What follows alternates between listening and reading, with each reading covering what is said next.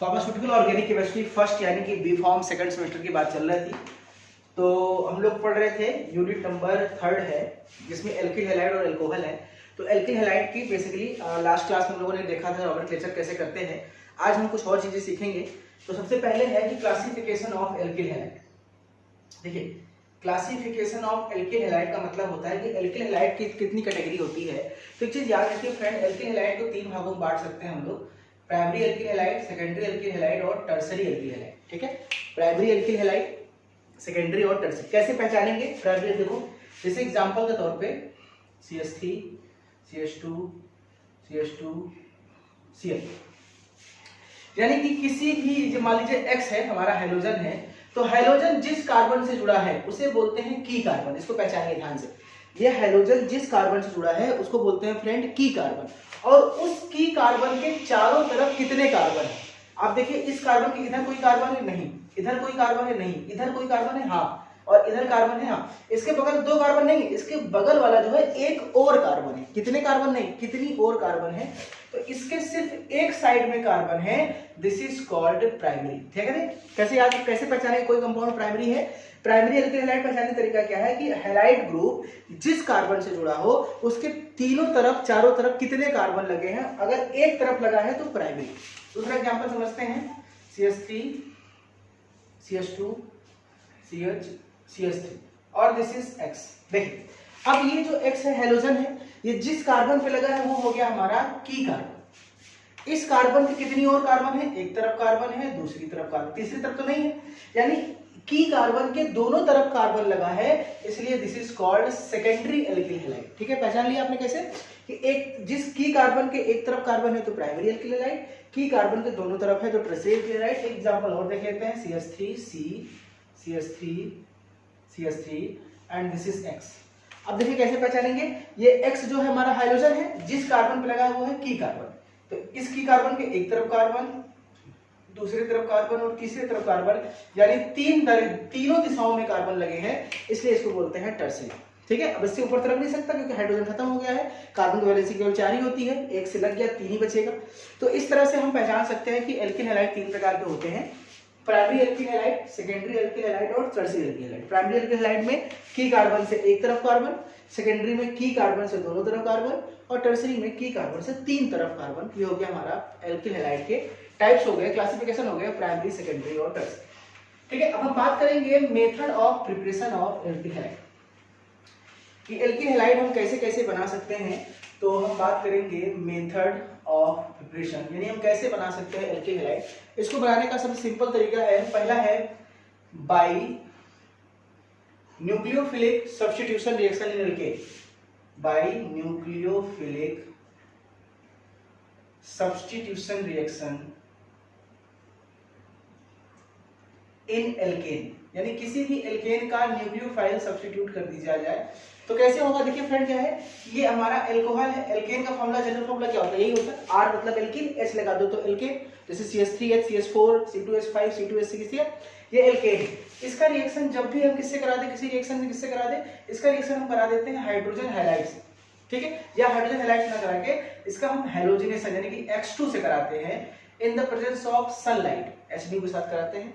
तो इसका एक X इसके H को रिप्लेस करेगा, इट विल फिर बी Rx और यहां से क्या बनेगा HX, this is called hydrogen halide. ये बन गया हमारा एल्किल हैलाइड, ये हो गया हाइड्रोजन हैलाइड। ठीक है, यानी क्या होता है, सिंपल सा अगर लिखना चाहें कि when the alkene compounds reacts with the dihalogen molecules in the presence of sunlight, then it after the nucleophilic substitution reaction they form alkyl halide and replace, क्या replace करता है, हाइड्रोजन हैलाइड। अब इसको कुछ एग्जांपल देख लेते हैं। जैसे एग्जांपल ले लिया हमने CH4, इसका रिएक्शन Cl2 से करा दिया, तो इसका एक Cl इसके एक H रिप्लेस करेगा तो CH3Cl और यहां से क्या निकलेगा HCl, है ना। क्या बन गया, बन गया हैलाइड मेथिल क्लोराइड।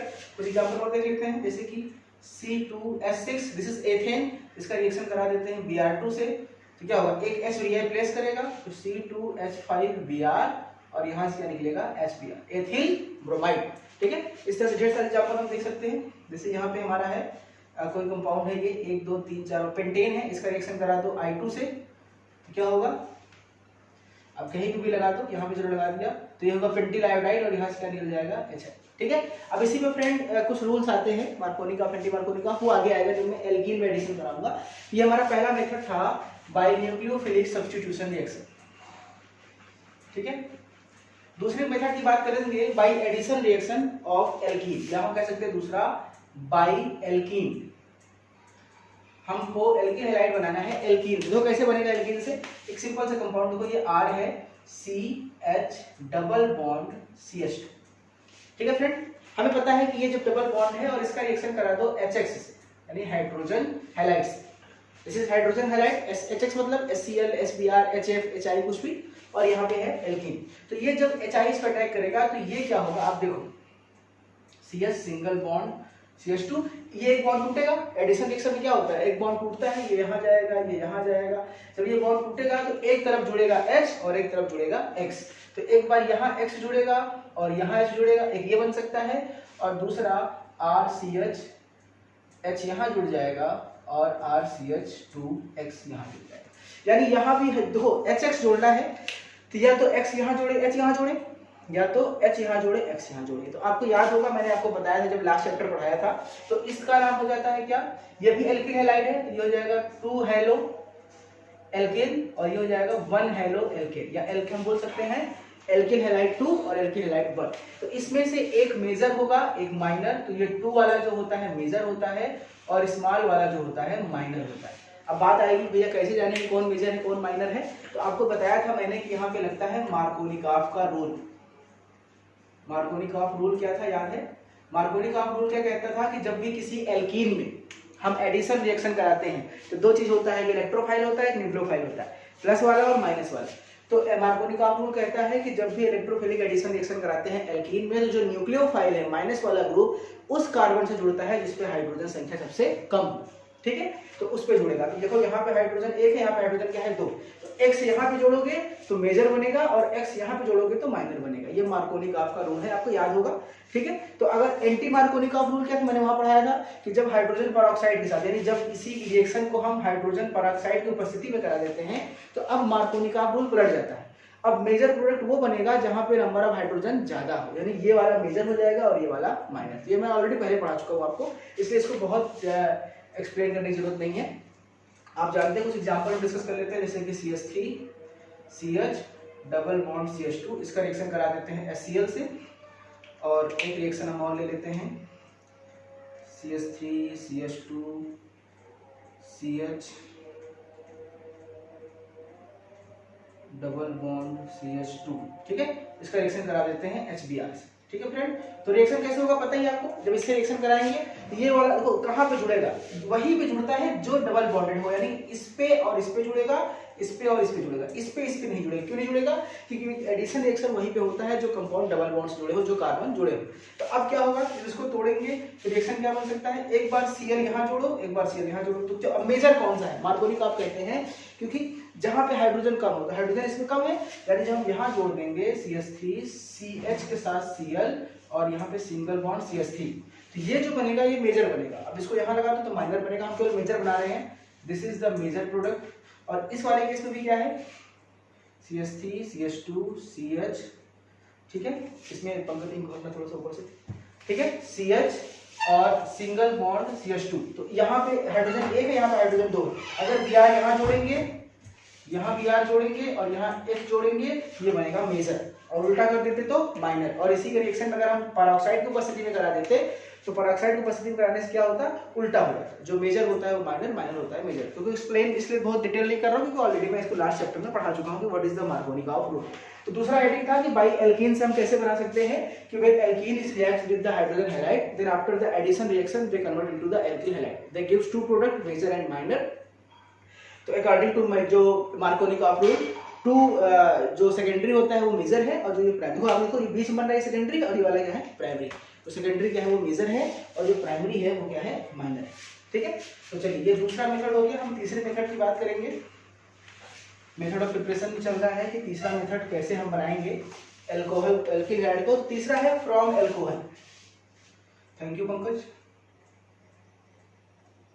तीसरी बात करेंगे फ्रॉम एल्कोहल की, कि हम अल्कोहल से कैसे बना सकते हैं। तो अल्कोहल से बनाने का 3 रिएक्शन मैं आपको बता रहा हूँ। जैसे कि मैंने कहा दिस इज द ROH, ये एल्किल हैलाइड, इसको हम 3 तरीके से बना सकते हैं, एल्किल हैलाइड में कन्वर्ट कर सकते हैं। बस ये याद रखिएगा कि रिएजेंट के साथ बाई प्रोडक्ट क्या निकल रहा है, उसको बहुत याद रखिएगा। एक हम PCl3 फास्फोरस ट्राइक्लोराइड से बना सकते हैं, दूसरा हम PCl5 फास्फोरस पेंटाक्लोराइड से बना सकते हैं, और एक SOCl3 यानी थायोनिल क्लोराइड के साथ हम बना सकते हैं। ध्यान दीजिएगा, thionyl chloride, phosphorus trichloride, phosphorus pentachloride और थायोनिल क्लोराइड। अच्छा, जब ये इसके साथ रिएक्शन होगा, ध्यान समझिएगा, इसका एक Cl, देखिए इसका जो एक Cl है, इसमें हमको यहाँ पे 3 मॉलिक्यूल लेने पड़ेंगे। इस रिएक्शन के लिए हमको यहाँ पे 3 लेने पड़ेंगे। देखो 3 OH, देखो R का OH माइनस और P का Cl माइनस, तो Cl माइनस OH माइनस को रिप्लेस कर सकता है, न्यूक्लियोफाइल को रिप्लेस करेगा, यानी OH माइनस निकलेगा और यहाँ पे क्या जुड़ जाएगा, Cl, क्योंकि यहाँ पे 3 Cl है, हमको इसको बैलेंस करने के लिए 3 लगाना पड़ेगा। तो जो कंपाउंड निकलेगा वो क्या निकलेगा, भाई पहले P के साथ आप देखो, पहले इस P के साथ तीनों तरफ Cl था, अब तीनों तरफ क्या हो जाएगा, OH। तो इसको हम शॉर्ट फॉर्म में बोलते हैं H3PO3 फास्फोरिक एसिड। ये याद रखना हमेशा कि जब भी किसी भी अल्कोहल के साथ फास्फोरिल ट्राइक्लोराइड का रिएक्शन होता है तो एल्किल हैलाइड बनता है और H3PO3 निकलता है, फास्फोरिक एसिड निकलता है। ये बहुत एग्जांपल इंपॉर्टेंट है। दूसरा PCl5 के साथ जब रिएक्शन कराएंगे तो हमको यहाँ पे एक ही मॉलिक्यूल चाहिए, अब हमको 3 नहीं चाहिए। देखो इस PCl5 को समझिए, इस PCl के पास जो है 5 क्लोरीन है, तो एक क्लोरीन तो इसके OH को रिप्लेस कर देगा, तो एक क्लोरीन इसको OH को रिप्लेस करेगा, क्या बन जाएगा, RCl। अब इसके पास बचा है PCl4 और यहाँ का OH, तो इसका H इसके एक Cl को लेके निकल जाएगा, तो क्या बना लेगा, HCl। अब क्या बचा, PCl3 और इसका O, क्या बनेगा, POCl3। देखिए ऐसे ही बनता है, रिएक्शन ऐसे याद किया जाता है, एल्किल हैलाइड, हाइड्रोजन क्लोराइड और इस phosphoryl chloride, this is called phosphoryl chloride. ठीक है, ये हो गया हमारा फास्फोरिल क्लोराइड। उसके बाद हम बात करें अगर तीसरे साथ रिएक्शन करा दें SOCl3 थायराइड क्लोराइड के साथ, तो इसका एक Cl इसके एक OH को रिप्लेस करेगा, ये हो जाएगा RCl, बन गया एल्किल हैलाइड। ओके, अब इसका जो क्या बचा, यहाँ पे बचा क्या, SOCl2, और SOCl2 यहाँ से निकला है OH, तो इसका एक H इसके Cl को पकड़ लेगा, तो HCl। अब क्या बचा, यहाँ पे बचा है SO और यहाँ बचा है O, this is SO, sulphur dioxide gas बनेगा, एल्किल हैलाइड बनेगा और HCl निकलेगा। ये आपको जरूर याद रखना है कि किस रिएजेंट के साथ रिएक्शन करने पर, क्योंकि आगे जब आप फ्यूचर में मेडिसिनल केमिस्ट्री पढ़ेंगे तो इन्हीं सब का बहुत रोल है कि आपको कैसे अपने आप सिंथेसिस याद करनी है, इन सब का बड़ा रोल है। तो ये 3 तरह के रिएक्शन होते हैं, अल्कोहल से हम 3 रिएक्शन करा करके हम बना सकते हैं एल्किल हैलाइड। जैसे अगर PCl3 से कराते हैं तो एल्किल हैलाइड के साथ फास्फोरिक एसिड निकलेगा, अगर फास्फोरस पेंटाक्लोराइड से कराते हैं तो एल्किल हैलाइड के साथ HCl और POCl3 निकलेगा, और अगर कराते हैं थायराइड क्लोराइड से SOCl3 से तो RCl के साथ एल्किल हैलाइड के साथ HCl और SO2 गैस निकलेगा। अब अगर आप कुछ एग्जांपल करना चाहें तो कैसे कर सकते हैं, CH3 CH2 OH, this is propanol. ठीक है, एक और एग्जांपल ले लेते हैं, ये क्या है हमारा ब्यूटेनॉल 2, 1 2 3 4 5 पेंटेनॉल। ठीक है, 3 कंपाउंड हो गया, हमने ले लिया प्रोपेनॉल, ब्यूटेनॉल 2 और पेंटेनॉल। तीनों से रिएक्शन कराते हैं, PCl3 से कराते हैं, PCl5 से कराते हैं और SOCl3 से कराते हैं। तो कैसे करेंगे रिएक्शन, देखो इसके लिए हमको PCl3 कराएंगे तो 3 बैलेंस करना पड़ेगा, तो क्या बनेगा, यहाँ पे 3 क्लोराइड हो जाएगा और यहाँ से क्या निकलेगा, H3PO। बस सिंपल सा है, वैसे ऊपर रिएक्शन किया ना, बस सेम कंपाउंड लिखो, आगे OH क्या लगा दो, Cl, और क्या लगा दो, H3PO3, यानी क्या बन जाएगा, प्रोपिल क्लोराइड और फास्फोरिक एसिड। अब PCl5 के साथ कराओगे क्या करना है, तो क्या बनना है, देखो कॉमन सा है, यानी इस पूरे कंपाउंड में हमको OH जगह क्या लगाना है, Cl, OH जगह क्या लगाना है, Cl, उसके बाद वो कॉमन सा लिख दो HCl प्लस POCl। कितना आसान है, कुछ भी याद नहीं करना, कुछ भी याद नहीं करना। अगर ये समझ में आ गया तो तुम 1000 एग्जांपल कॉपी में भरना चाहो तो ढेर सारे रिएक्शन कराओ, अपने से रिएक्शन बनाते जाओ भरते जाओ, कॉपी एकदम भर जाएगी। ऑर्गेनिक से आसान कोई भी सब्जेक्ट नहीं होता है। SOCl3 कराना है, फिर से इस तरह बना लो, OH जगह क्या लगा दो, Cl, और फिर क्या बच रहा है यहाँ पे, HCl और SO2, HCl लिख दो प्लस SO2 लिख दो। ठीक है, ये हमारे सिंपल से रिएक्शंस है फ्रेंड कि हम लोग कैसे अल्कोहल से बना सकते हैं एल्किल हैलाइड। तो ये हमारे कुछ मेथड्स थे, हमने अल्कोहल से बनाना सीख लिया। अब हम बात करेंगे क्वेश्चन स्टेप नंबर 4 की, यानी कि चौथे मेथड की बात करेंगे। चौथा मेथड है friend halide exchange method, number 4 है हैलाइड एक्सचेंज मेथड।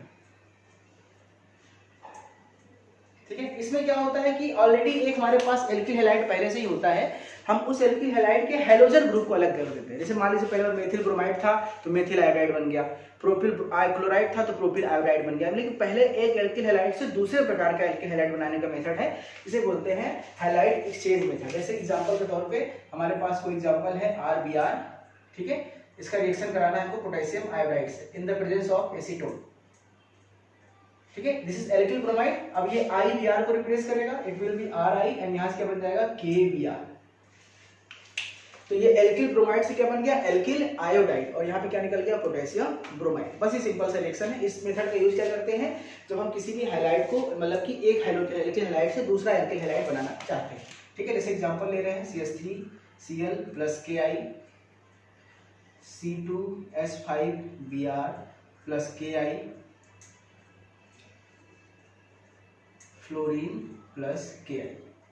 तो अब ढेर सारे रिएक्शन खुद से कर सकते हो बॉस। क्या कर सकते हो, बस रिएक्शन घुमाओ, Cl जगह I लगाओ, Br जगह I लगाओ, F की जगह I लगाओ, यहां से क्या निकालोगे, KCl KBr KI KF, ठीक है ना। तो कुछ भी करके रिएक्शन अपने से आप करना सीख जाओगे। मेरे ख्याल से ऑर्गेनिक केमिस्ट्री इतनी आसान है कि आप अपने से सब करना रिएक्शन वगैरह सीख जाओ, ठीक है। तो ये तो हमारा कुल हो गए 4 मेथड ऑफ, जब आपसे सिंथेसिस पूछेगा या मेथड ऑफ प्रिपरेशन पूछेगा तो आप ये 4 मेथड में लिख देंगे तो आपके लिए पर्याप्त है। तो हम बात करेंगे फिजिकल प्रॉपर्टीज की। एल्किल हैलाइड की फिजिकल प्रॉपर्टीज यानी भौतिक गुण की बात करेंगे कि क्या होती है भौतिक गुण, मतलब क्या होता है कि वो किस अवस्था में है, उसका ठोस द्रव गैस कैसा है, सॉल्युबिलिटी कैसी है, मेल्टिंग पॉइंट कैसी है, बॉइलिंग पॉइंट कैसी है, बॉन्ड स्ट्रेंथ कैसा है, बॉन्ड ऑर्डर कैसा है, इन सब की बात करते हैं जिसको हम लोग क्या बोलते हैं, फिजिकल प्रॉपर्टी। सबसे पहले बात करेंगे अवस्था की। देखिए C1 से लेकर C2 तक यानी कि methyl chloride, methyl iodide, methyl bromide, methyl halide या ethyl chloride, ethyl bromide, ethyl iodide, यानी सारे जो होते हैं C1 से लेकर C2X तक जो होते हैं वो हमेशा गैस फॉर्म होते हैं। कौन से फॉर्म, कलरलेस गैस, ये कलरलेस गैस होते हैं। अगर हम बात करें C3 से लेकर C18 तक यानी कि हम कह सकते हैं propyl halide, butyl halide, pentyl halide, octyl halide, मोनोटेकिल हैलाइड, यानी कुल 18 तक की बात करें, ये जो होते हैं ये कलरलेस लिक्विड होते हैं। ध्यान समझिएगा, आपको ये फेज याद करना, जैसे जैसे मॉलिक्यूलर पॉइंट इसका मॉलिक्यूलर वेट बढ़ता जाएगा, इसकी डेंसिटी बढ़ती जाएगी, ग्रेविटी बढ़ती जाएगी और इसका वेट बढ़ता जाएगा। ये क्या होगा, कलरलेस लिक्विड। और अबव C18 यानी C18 से ऊपर जितने भी हमारे एल्किल हैलाइड होते हैं, ठीक है, वो सारे क्या होते हैं, कलरलेस सॉलिड होते हैं। ये बात आपको ध्यान से रखनी है कि क्या होते हैं, कलरलेस सॉलिड।